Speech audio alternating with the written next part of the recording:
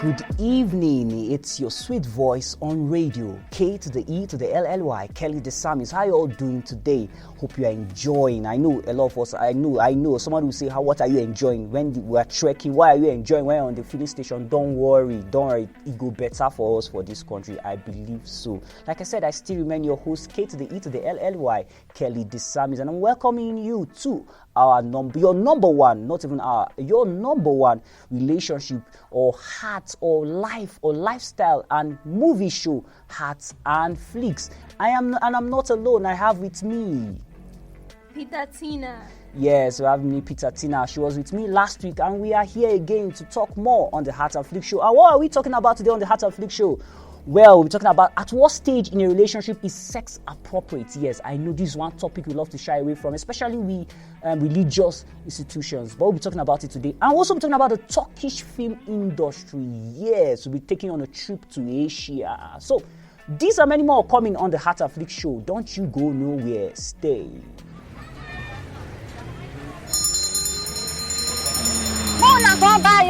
Come by you. Mama Joy, you see they do like this. You no go change business pattern. Abi you never hear of Glass FM. Papa Timo, which kind talk be this one? Wetin that one come in safe? And which one be Glass FM? Glass FM na better online radio station where they help business women like you, business people entirely sell better market.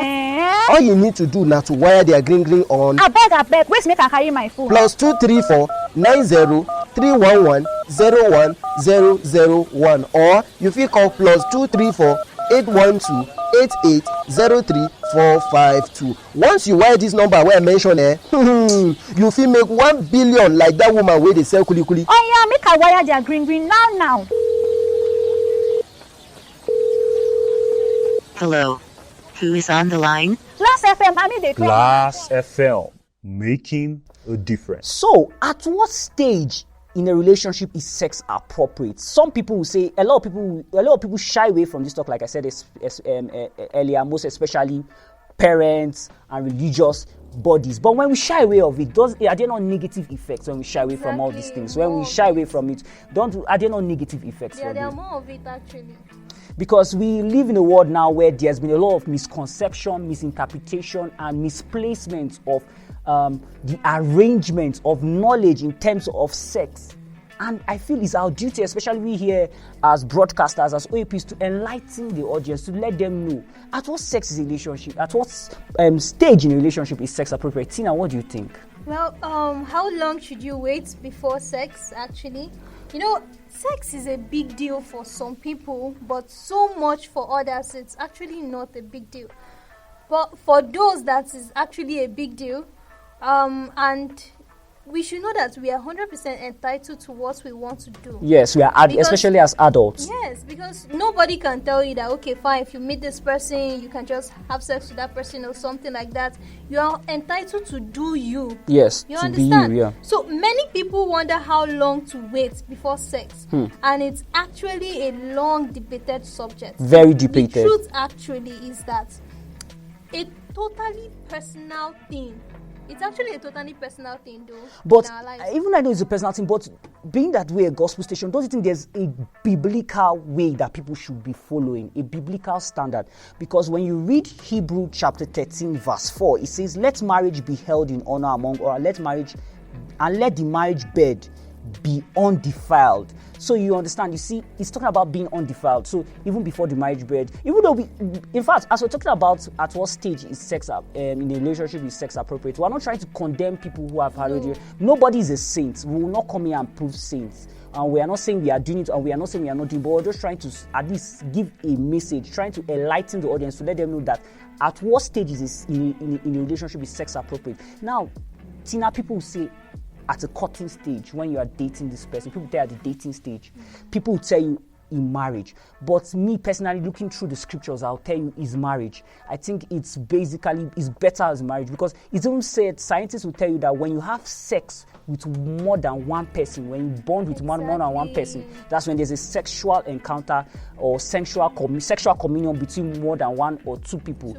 That you, in fact, before you know it, you lose the appetite to bond with another person because you've had sex with several. So when you are now in a real relationship, you don't feel like it anymore because all the joy, everything, you've sapped it away. You understand? So I don't know, Tina, what do you have to, what can we say on this? Well, the only thing I have to say right now is that we should just wait for the rightful time when it's necessary. Because once you're married, Yes. yes, it is necessary for me to have Yes. sex with my partner. Yes. But once you're not married, and then you had sex with your partner that Yes. you're not even married with that person, and when you guys separate, like, it will look as if the person has taken something valuable in you, and then that's how you will feel this heartbreak, and then this regret. But once you don't have sex with that person, when you guys are in relationship, you understand, you won't be able to feel that much pain. It's because you haven't given him anything worth it. You get? And somebody will tell you that sex is spiritual. The moment you give out something goes out of you. Something goes out It's of more or less like virtue going out of you. So the moment you release that thing out of you, you can't get it back again. It's a spiritual. And if you're having it with someone who, God forgive me, is possessed, you are just communing yourself with darkness, communing yourself with bondage, communing yourself with some ancestral causes that you can't let go of. So sex, more than being a physical thing, is also spiritual, because that's why you hear somebody say my blood, because it's I don't know how to, it's deeper than we see it, especially in this generation. I know this is a very deep talk. It's very deep, because our generation downplays everything. We look down on everything. You hear somebody say, I just finished having sex with that babe. I just finished having sex with that guy. It's just a normal. It's just like as if I walk out of this studio and I go out of this studio. I don't know. There needs to be an orientation. There needs to be a transformation in the illumination of our mind, because in fact we are having the wrong illumination, the wrong understanding of this thing called sex. But what can we say? Who are we to judge? We can just do our best to advise you all. But well, all I just want to say is that even if you've done it, it's not actually a bad time for you to stop. Because once you stop, you'll be able to know how to carry yourself to the next stage. You'll be able to know how to prove to yourself that you can do it, that you can actually manage yourself. So even if you've been doing it, it's not a wrong idea for you to stop right now. Yeah, so you heard it from a horse's mouth.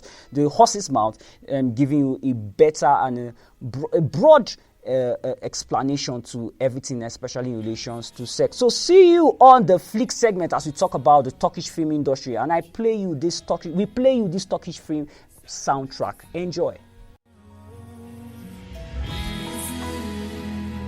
Güneşe baksan bir yana vur karanlık yılları sakladın geçmişe sanki yokmuş gibi hüzünleri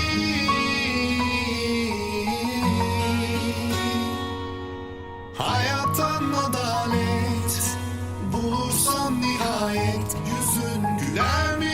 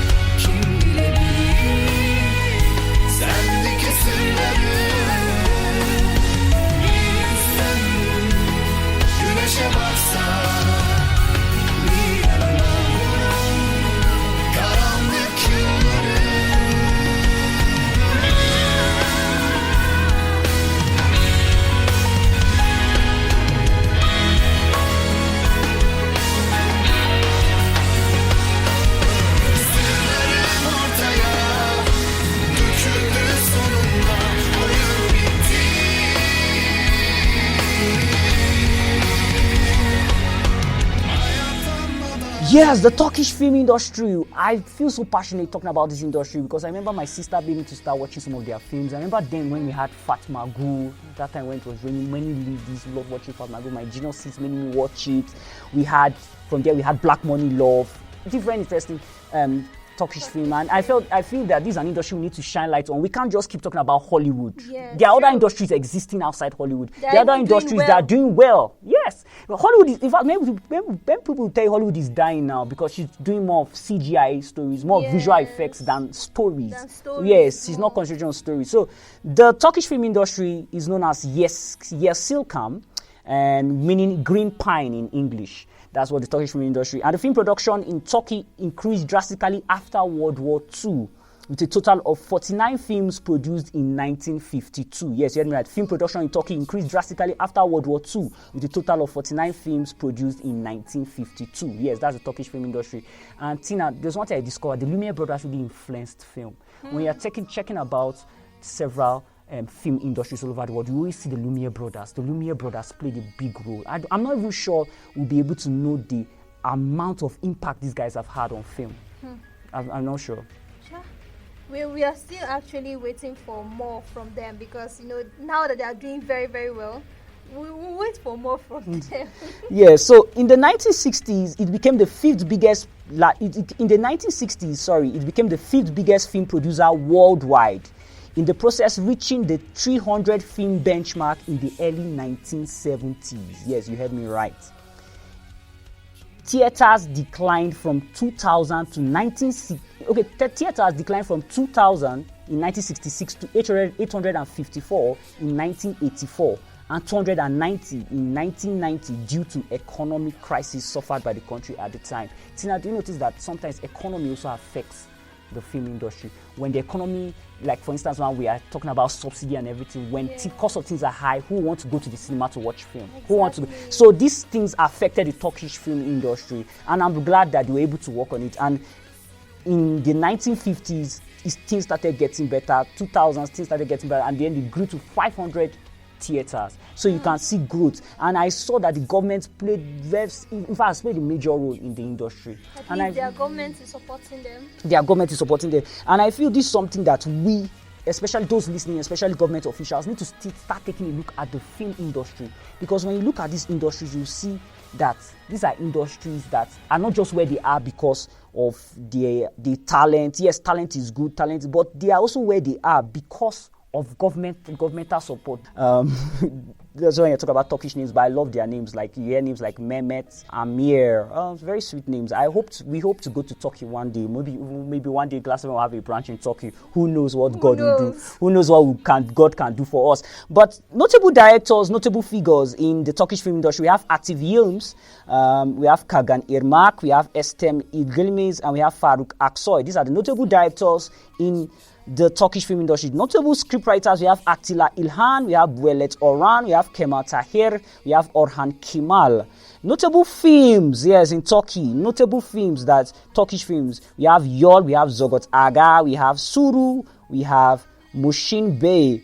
And modern films, you can watch Kada, Kasaba, Turev, Zenre, and several films. We have notable actresses like Alisen, Aliyila, Algan. But that aside, let's give you some of the films that will become, in fact, for you to watch out for in the Turkish film industry. Tina will be helping you with that. Some of the films that are actually coming out in the Turkish film industry. Okay, at first we are having In Good Hands. I think we should. I've not actually watched some of these films, but we just brought it out. So even you have something to put on our watch list. So yeah, we have Private Lesson, and then we have Love Tactics. We also have Don't Leave, and we also have Paper Lives. Wow, you heard that. So those are some of the films you can check out for in the Turkish film industry. Now, Tina, there's one film I would love to subscribe for the audience. It's known as Cassis.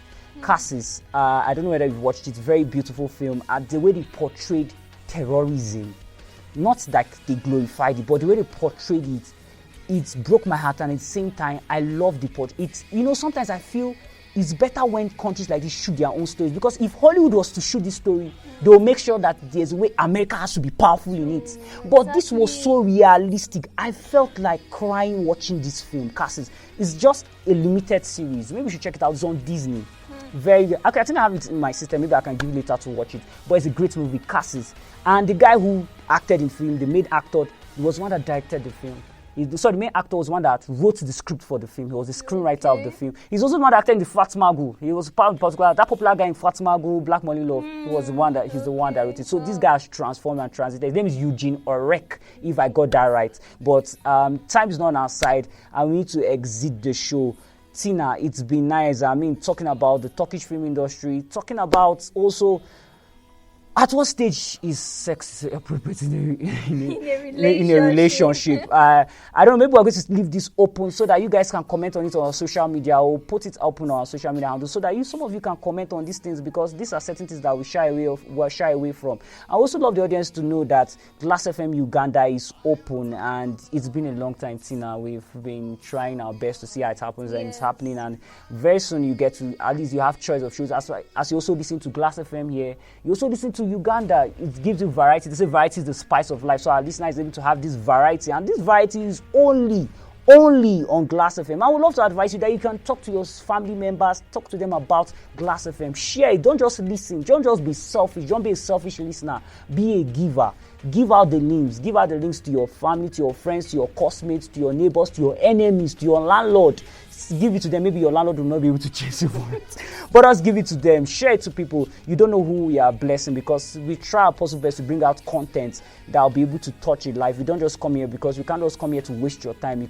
People don't want to sit down and listen to nonsense, even if it's for 1 minute. You need to give them value for their time. And yes, and here on Glass FM we give you the value for your time. And before we go, our social media handles on Facebook is Glass FM, on Twitter is Glass_FM, on Instagram is a Glass FM radio station. Our email is glassfm.tv@gmail.com. On TikTok, you want to see some of our small videos, is Glass FM. I don't know, I always feel energized whenever I'm on this show, and I feel more energized when I'm here with Tina, my main party on this show. So Tina, where are we going after this show? It's 6 something now. Where are we going after this show? Is it Saturday, or are we trekking home? Are we entering Okada? Are we Rokatina and Rejoice? Yes, let's get this best. People will look for Honda logo and put on our leg, or Mercedes logo and put on our leg. But anyways, fam, it's always fun being with you guys. I'm K to the E to the LLY. Thanks for your time, and wish you well. Yes, Tina, wishing you well. So see you next week Saturday. Bye bye.